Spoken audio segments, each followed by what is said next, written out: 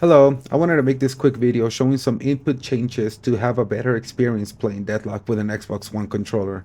As we all know, if you play with an Xbox One controller, the game can be really difficult at certain things. So this is my personal opinion. I've also uploaded a community layout over at Steam in case you want to look at it. I'll be showing that at the end of the video. Okay, so first of all, we're gonna change is the crouch button. With the default input, the default layout of this game, you crouch with B and you melee with the right stick button. So first of all, we're gonna go to the controller settings, and then we're gonna go to edit layout. As you can see, I have the official layout for Deadlock. We're gonna go to joysticks, and right here where it says camera, we're gonna change it to joystick mouse. And the right click, we're gonna be changing it to crouch. This way we can slide through the game without our finger leaving the stick, making the movement more natural. Now, the changing of the stick also allows us to throw in commands. When you press RB, you open the command box and you can now actually select the wheel with the right stick. It previously wouldn't allow you to do that since it was on a different input. Now, since we removed the melee from the right stick click, we're gonna update that. We're gonna go to controller, edit layout, and we're gonna change the melee to the B button. Where it says crouch toggle, we're gonna change it from crouch toggle to melee.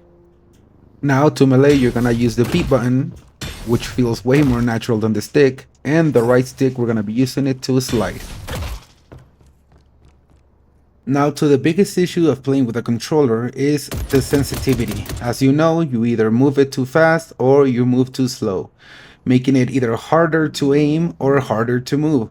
How we're gonna fix this is we're gonna change the sensitivity every time we aim down sights.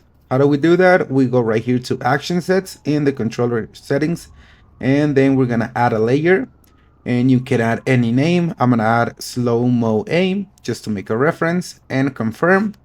Once we do that, we're gonna go back to the settings, go to edit layout, and go to triggers.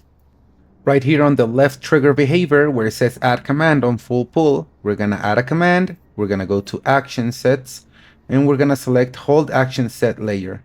You're gonna find here the set layer that you added before, slow-mo aim. As you can see, I don't have another one, and we confirm it. That's how it should show up. Back at the controller settings menu, right here in the in-game control slow aim, as you can see, it should show up a sensitivity bar, which is not showing up right now. We're gonna have to go to joysticks. Just make sure right here where it says action set, you're in slow-mo aim.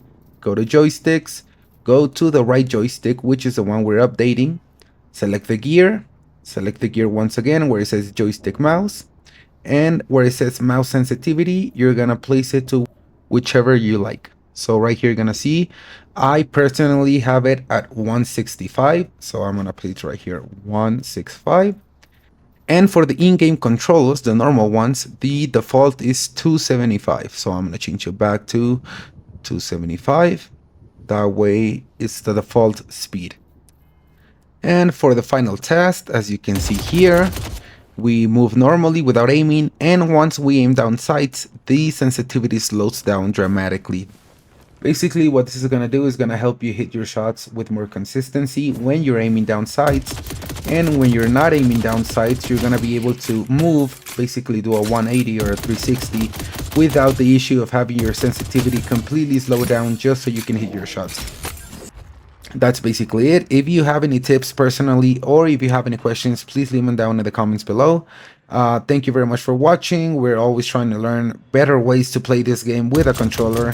The skill ceiling of Deadlock is very high, and as you know, playing with an Xbox One controller makes it even more difficult. So I would appreciate if you could share what is your experience playing this game with a controller. Thank you for your time, and I'll talk to you later.